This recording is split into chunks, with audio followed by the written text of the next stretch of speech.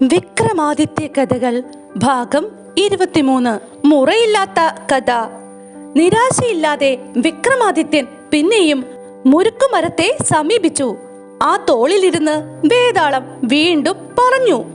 ഒരു അമ്മയും മകളും സ്വന്തക്കാരിൽ നിന്നും പിരിഞ്ഞ് തീർത്ഥയാത്ര ചെയ്യാൻ ആരംഭിച്ചു. അവർ നടന്ന് ക്ഷീണിച്ചു. അങ്ങനെ ഒരു ആൽമരത്തറയിൽ വിശ്രമിക്കാനിരുന്നു. അപ്പോൾ തന്നെയായിരുന്നു ഒരച്ഛനും മകനും കൂടെ വയലിൽ പണി കഴിഞ്ഞ് നടന്നു വരുന്നത്.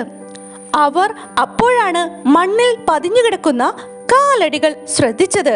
അവർ പരസ്പരം പറഞ്ഞു, ഇതിലെ 2 സ്ത്രീകൾ നടന്നു പോയിട്ടുണ്ട്.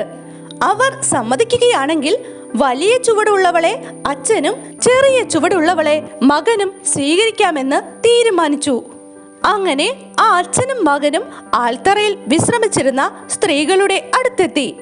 സ്ത്രീകളുടെ അനുവാദത്തോടെ അവരൊന്നിച്ച് നാട്ടിലെത്തി. നേരത്തെ തീരുമാനിച്ച പ്രകാരം വലിയ പാദങ്ങളുള്ള മകളെ അച്ഛനും ചെറിയ പാദങ്ങളുള്ള അമ്മയെ മകനും സ്വീകരിച്ചു.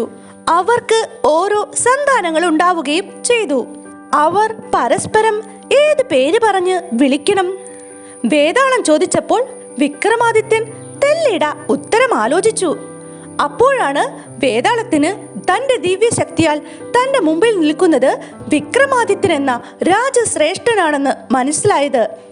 താൻ പറഞ്ഞ 24 കഥകളിൽ 23 എണ്ണത്തിനും അദ്ദേഹം ഉത്തരം നൽകി കഴിഞ്ഞിരിക്കുന്നു. വിക്രമാദിത്യൻ, സാക്ഷാൽ വിക്രമാദിത്യ മഹാരാജാവ്. തന്റെ മുമ്പിൽ നിൽക്കുന്ന വിക്രമാദിത്യ മഹാരാജാവിനോട് വേതാളം പറഞ്ഞു, ഹേയ് വിക്രമാദിത്യ മഹാരാജാവേ, മറ്റുള്ളവരുടെ കഥകൾ പറഞ്ഞു എന്റെ നാക്ക് കുഴഞ്ഞു പോയിരിക്കുന്നു. ഇനി ഞാൻ എന്റെ കഥ പറയാം. പാടിലി പുത്രത്തിലെ ബ്രാഹ്മണ പുരോഹിതനായിരുന്നു ഞാൻ. ഒരു ദിവസം എനിക്കുള്ള പടച്ചോറ് കൊണ്ടുപോകാൻ അമ്പലത്തിലെത്തിയപ്പോൾ നട അടച്ചു കഴിഞ്ഞിരുന്നു. അന്നേരമാണ് 2 പേർ അമ്പലത്തിനകത്തിരുന്ന് സംസാരിക്കുന്ന ശബ്ദം ഞാൻ കേട്ടത്. അത് ശ്രീ പരമേശ്വരനും പാർവതി ദേവിയുമായിരുന്നു. ശിവൻ തന്റെ ഭക്തിയായ പാർവതി ദേവിക്ക് കഥകൾ പറഞ്ഞു കൊടുക്കുകയായിരുന്നു. ശിവൻ 24 കഥകൾ പറഞ്ഞു. ഞാൻ അവയെല്ലാം ഒളിച്ചിരുന്ന് കേട്ടു. അമ്പലത്തിൽ നിന്ന് കഥകൾ കേട്ടുകൊണ്ടിരുന്നതിനാൽ ഞാൻ വീട്ടിലെത്തിയപ്പോൾ സമയം വളരെ വൈകി. എന്റെ ഭാര്യ വഴക്ക് കൂടാൻ തുടങ്ങി. നിങ്ങൾ ഈയിടെയായി എന്നും താമസിച്ചാണ് വീട്ടിൽ വരുന്നത്. താമസിക്കാനുള്ള കാരണം എനിക്ക് ഇപ്പോൾ അറിയണം. അവൾ അറിഞ്ഞേ തീരൂ എന്ന് പറഞ്ഞ് വാശി പിടിക്കാൻ തുടങ്ങി. മറ്റാരോടും പറയാതെ പരമരഹസ്യമാക്കി വെക്കണമെന്നുപദേശിച്ച് ഞാൻ ഈ കഥകൾ അവളോട് പറഞ്ഞു. അടുത്ത ദിവസം തന്നെ സ്ത്രീ സഹജമായ സ്വഭാവ വിശേഷം മൂലം അവൾ ഇവയെല്ലാം മറ്റു സ്ത്രീകളോട് പറഞ്ഞു പരത്തി.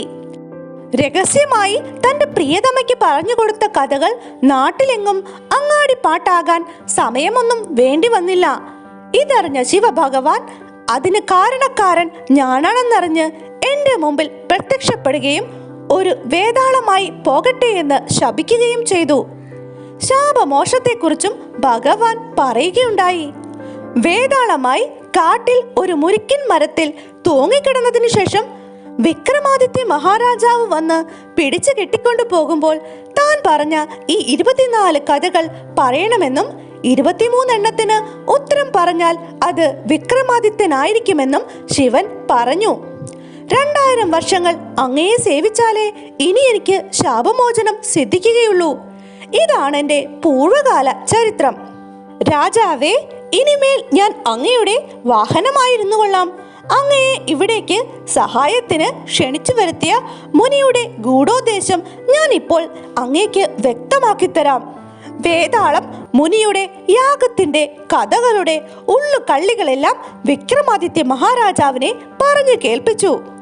രാജാവിന് അപ്പോഴാണ് താൻ ആപത്തിലേക്ക് സ്വയം എടുത്തു ചാടുകയാണ് ചെയ്തതെന്ന് ബോധ്യപ്പെട്ടത്. മുനിയെ കൊല്ലാനും ദേവിയെ പ്രസന്നയാക്കാനുമുള്ള ഉപായങ്ങൾ കൂടി വേതാളം രാജാവിന് പറഞ്ഞു കൊടുത്തു. അവസാനം വേതാളത്തെ ബന്ധനസ്ഥനാക്കിക്കൊണ്ടുവരുന്ന രാജാവിനെ കണ്ട് മുനിക്ക് സന്തോഷമായി.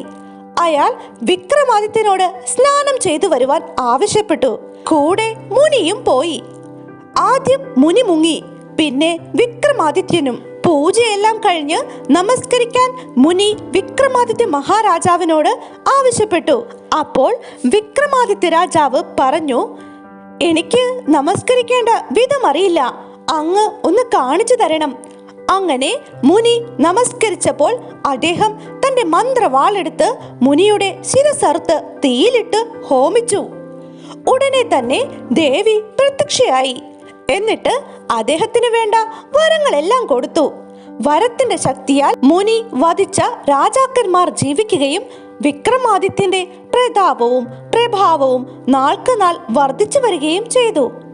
രണ്ടാമത്തെ സാലഭഞ്ജിക ഈ കഥ പറഞ്ഞ് നിർത്തിയപ്പോൾ നേരം സന്ധ്യയായിരുന്നു. അങ്ങനെ സിംഹാസനാരോഹണം അടുത്ത ദിവസത്തേക്ക് നീട്ടിവെച്ച് സദസ്സ് പിരിഞ്ഞു.